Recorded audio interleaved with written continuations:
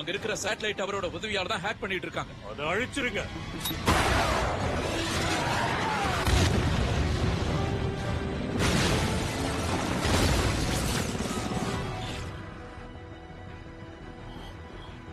டொராட்டோ,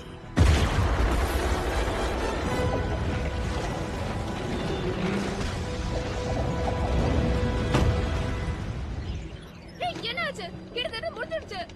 சிக்னல்ல cut பண்ணிட்டாங்க. என்னால hack பண்ண முடியல. என்ன சொல்ற நீ? பிரையன், அவங்க டவர் அழிச்சிட்டாங்க.